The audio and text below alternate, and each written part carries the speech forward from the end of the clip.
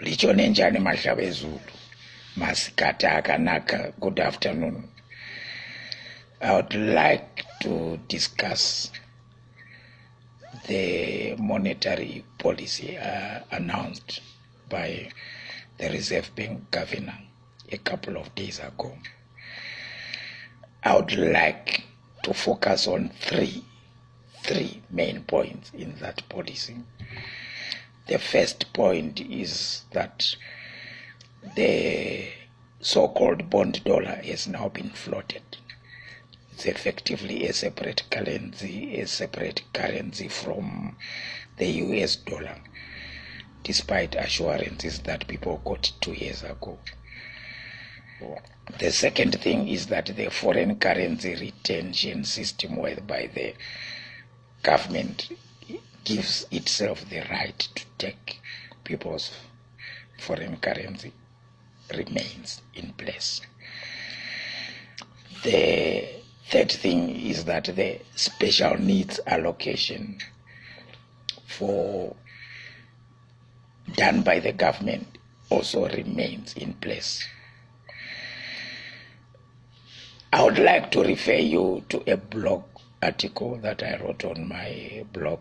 If you go to punongwe.blogspot.com, there is an article that has got the title Zimbabwe's Economic Causal Nexus. In that article, I mentioned that the practice of government taking foreign currency and then allocating a local currency is like taking a person's cows and giving them goats.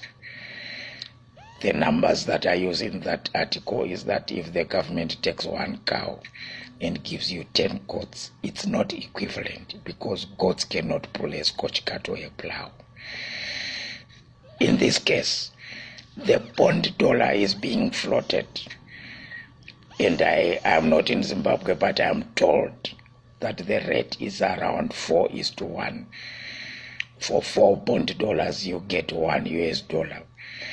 What that means, where the government took your cow 2 years ago, it's now giving you 1 goat, not even 10 goats, 1 goat. Because if you deposited your US dollars 10 years ago, 2 years ago, when the government was claiming that a rate of 1-to-1 is guaranteed, you deposited, let's say, $1,000 US. Now you only get $250 US. That's what it boils down to. The next thing is the foreign currency retention scheme. To me, it is still the same as going into a person's kraal and driving out their cow, because you are taking a person's private property. You are without their consent. It does not matter what you promise them in return. It is not their wish for you to take their money, so it shouldn't happen. The only money that you should take is tax that you are entitled to, not money that you decide arbitrarily that today I want this much for US dollars, tomorrow I want this much kwacha. No, that is taking people's property without their consent. The last point is the allocation system, the special needs allocation system. We all know what's going to happen, is that there are some special needs that are going to get a priority over others. If you listen to the speech by the Reserve Bank Governor, he mentions things like medicines, fuel, and other critical imports. But those who know Zimbabwe, like I do, know that the special need that will get a priority above everything else is the president's travels.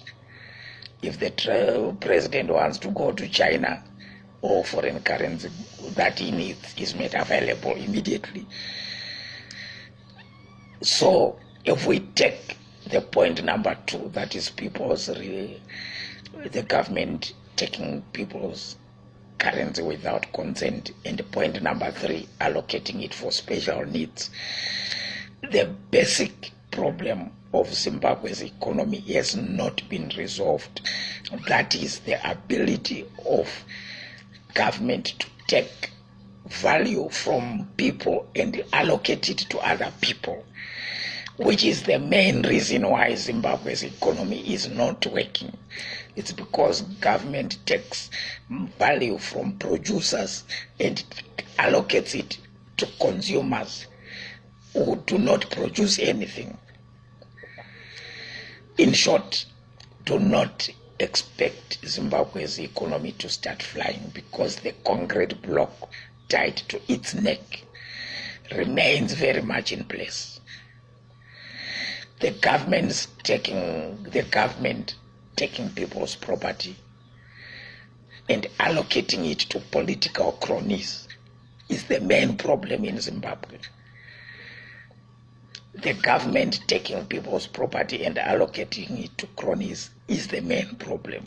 And the last 2 provisions that I mentioned, retention of foreign currency from exporters and allocation to special needs, make sure that loophole through which the political elite can skim money from the economy remains in place. If that loophole is not removed, we are wasting our time.